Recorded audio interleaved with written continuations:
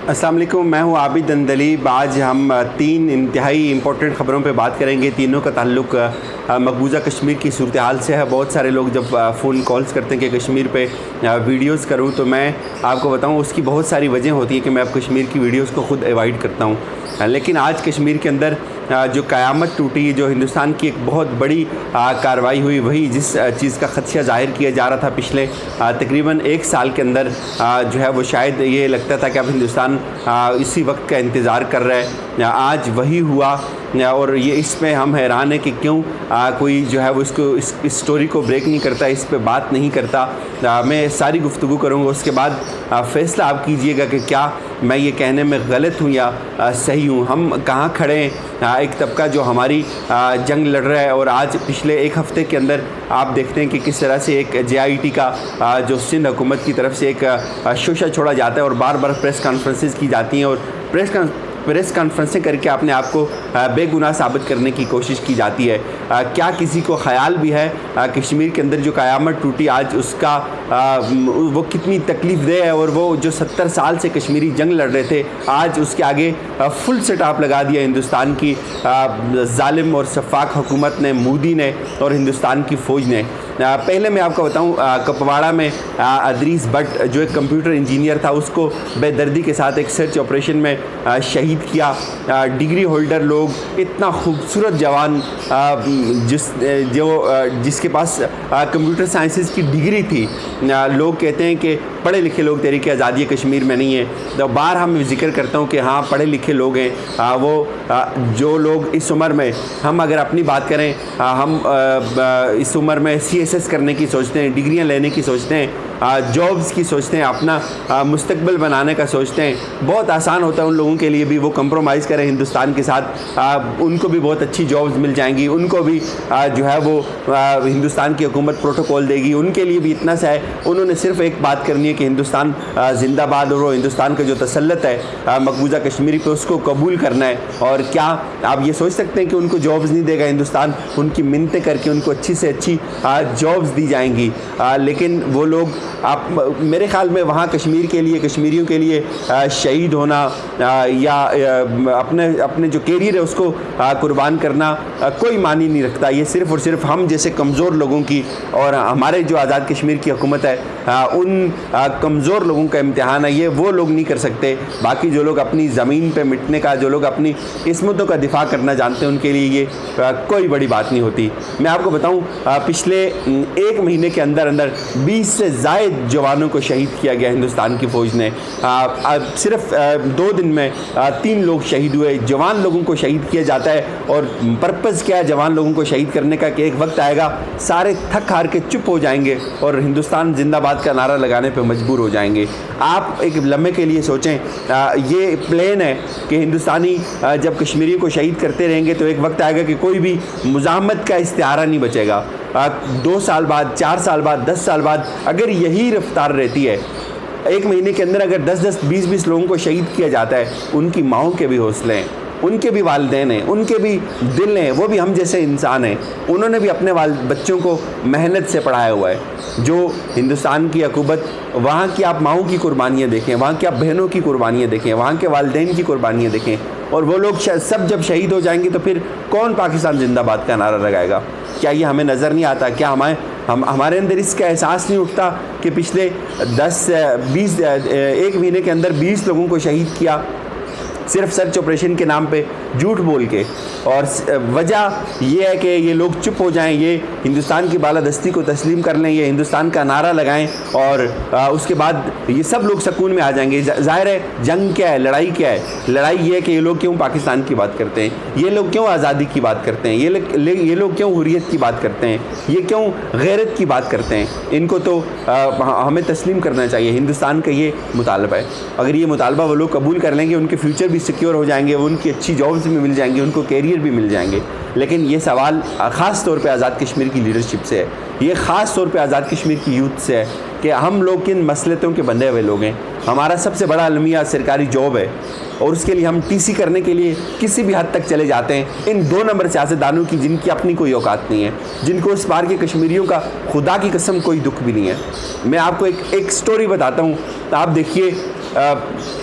22 मई को गालिबन अली गिलानी साहब के बाद जो हुर्रियत की क़यादत थी वो शिफ्ट हुई थी अशरफ सहराई साहब को, और अभी 22 मई की बात है, अभी कुछ माह पहले की बात है, 2 माह पहले की बात है, उनके जवान बेटे को जुनैद सहराई को रहमतुल्लाह अलैह को घर में शहीद किया गया हिंदुस्तान की फ़ौज की जानिब से।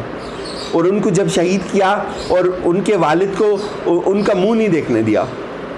जुनैद सहराई भी एक मुजाहिद था, जिस तरह रियाज नेको एक मुजाहिद था, जिस तरह बुरहान वानी एक मुजाहिद था, और उनके वालिद को उन जवान बेटे की लाश नहीं देखने दी। जवान बेटे की जब एक हुर्रियत की आदत के लीडर का एक बेटा शहीद हो सकता है, तो क्यों फारूक हैदर का बेटा शहीद नहीं हो सकता? क्यों गुलाम शाह कादर का बेटा शहीद नहीं हो सकता? क्यों आज़ाद कश्मीर के दूसरे अतीक खान का बेटा क्यों नहीं शहीद हो सकता? इसलिए नहीं हो सकता कि ये बुज़दिल लोग हैं, इनकी ये औकात नहीं है, ये इनका इक़्तिदार सिर्फ़ और सिर्फ उन लोगों की शहादतों पर, उन लोगों की कुर्बानियों पर पल रहे। ये अपने इक़्तिदार के लोग, ये इक़्तिदार की जंग से बाहर नहीं जा सकते, इसलिए इनको कश्मीर का डर नहीं है। ये कश्मीर के मुखलिस क़यादत नहीं है। ख़ास तौर पे जो लोग मुझे उस पार सुनते, मुझे कॉल्स करते हैं, मैं आज उनको वाज़े तौर पे ये बताता हूँ। इसलिए मैं मजबूर हूँ कि मैं कहाँ से लाऊँ अशरफ सहराई का वो हौसला। अशरफ सहराई साहब ये कहते हैं कि क्या हुआ, मेरे बेटे को मुझे मुँह नहीं देखने दिया। सहाबा इकराम के साथ भी तो ज़्यादतियाँ हुई थी। वो किस्सा बताते हैं मीर हमज़ा का कि उनके तो हिंदा ने तो उनका जिगर चुबा लिया था। कहते हैं ठीक है, उनको भी अफसोस हुआ था, मुझे भी अफसोस हो रहा है। आप ये ना सोचें, वो कह रहे हैं, वो आप ये ना सोचें कि मुझे अफसोस थी और मेरे बेटे की मैयत, मेरे बेटे का आखिरी दीदार मुझे नहीं करने दिया। मुझे भी इतना ही अफसोस हो रहा है। मैं भी आप एक गोश्त पोस्ट का इंसान हूँ, आप जैसा इंसान हूँ, एक आम इंसान हूँ, मुझे भी अफसोस हो रहा है। लेकिन इसका कतन ये मतलब नहीं है कि मैं इनकी जबर का मुकाबला न करूँ, इनके आगे मुज़ाहमत ना बनूँ। मैं इनके साथ, इनके रवैये से इनके आगे खड़ा हूँ। और उसमें वो शेर सुनाते, आप सुनिए। अरब की, अजम की, मद्दा की, बासियों की दास्तान लिखी, मुझे चंदे मुकीम आस्ताने गैर होना था, मगर अब लिख रहा हूँ सीरत पैगम्बर ख़ातम सल्लल्लाहु अलैहि वसल्लम। खुदा का शुक्र है यूँ ख़ात्मा बिल खैर होना था। अपने बेटे के लिए कहते हैं कि उसका ख़ात्मा हो गया, मैं खुदा के यहाँ जाऊँगा, मैं उसको वहाँ मिल लूँगा।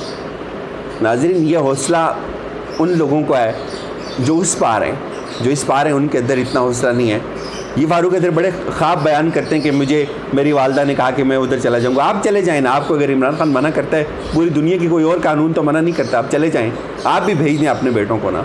ये सिर्फ़ और सिर्फ लोगों को दिखाने के लिए, ये मगरमच्छ के आंसू, उन लोगों को बेवकूफ़ बनाने के लिए जो लोग आज वहाँ पाकिस्तान का परचम पहन कर शहीद होते हैं और उसमें दफन होना अपने लिए फ़ख्र समझते हैं।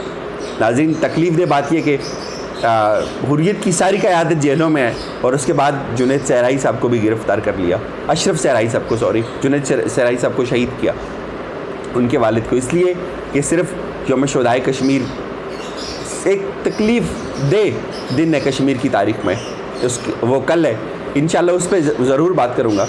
इस वक्त कश्मीर की सारी क़यादत जेलों के अंदर भरी है, और आखिरी जो हिंदुस्तान का सबसे बड़ा प्लान था कि कश्मीर के अंदर कश्मीर की डेमोग्राफ़ी को तब्दील करने के लिए, अगर कश्मीर में कल राय शुमारी होती है तो उसके नताइज को उल्टा करने के लिए, हिंदुस्तान के हक़ में जाने के लिए आज 25,000 से ज़ायद जो हिंदुस्तान की मुख्तलिफ़ रियासतें हैं, वहाँ से बसें भर भर के जहाज़ों में बिठा के लोगों को कश्मीर के अंदर लाया जा रहा है, और उनको कश्मीर के अंदर आबाद किया जाएगा। उनको कश्मीर की मुस्तकिल शनाख्ती कार्ड और उनको मुस्तकिल सकूनत दे दी कश्मीर के अंदर। किसी को इस बात का एहसास है, अगर 70 साल की कुर्बानियाँ, कई लाख शोधाएँ, खुदा की कसम हर घर के अंदर एक दास्तान है, हर मोहल्ले के अंदर हर शख्स एक दास्तान है कश्मीर के अंदर, और उन लोगों की सारी कुर्बानियों को बिल्कुल लपेट दिया, उसके आगे फुल स्टॉप लगा दिया कि बेशुमार लोगों को, 25,000 से ज़ायद लोगों को यहाँ की नेशनलिटी दो, उनको ज़मीनें दो, उनके नाम पे अलाटमेंट करो, और कल जब नताइज आएँ, कल अगर दुनिया में मजबूर करती है रायशुमारी के लिए, तो डेफिनेटली वो जो लोग हिंदू वहाँ आके आबाद होंगे वो तो ज़ाहिर है हिंदुस्तान की बात करेंगे। ये एक ग्रैंड प्लान था जिसके लिए सबसे ज़्यादा मुज़ामत होनी चाहिए थी। क़यादत को आपने उठा के जेलों में डाल दिया, और आज़ाद कश्मीर की क़यादत से क्या गिला करूँ नाज़रीन, इनकी तो कोई औकात नहीं है। ये इस लायक ही नहीं है कि इनके क्रेडिट पे कोई चीज़ नहीं है, सिर्फ़ और सिर्फ टीसी और अपना इक़्तिदार है। ये मालशिए लोग हैं, असल लोग उस पार हैं। अली गिलानी के लिए क्या आसान नहीं था कि किसी इक़्तिदार का हिस्सा बन जाता, महबूबा मुफ्ती की तरह। बन सकता था। क्यों कोई अली गिलानी आज़ाद कश्मीर में पैदा नहीं होता?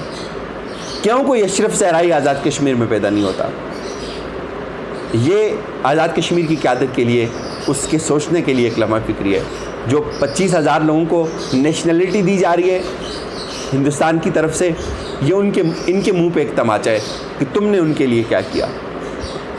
इस वीडियो के साथ मुझे इजाज़त दीजिए, इस पैगाम के साथ अपना ख्याल रखिएगा। अब फैसला आपके कि क्या जो मैं ये गीला कर रहा हूँ, ये गलत कर रहा हूँ या सही कर रहा हूँ। मुझे आपके फ़ीडबैक का इंतज़ार रहेगा। खुदा हाफ़िज़।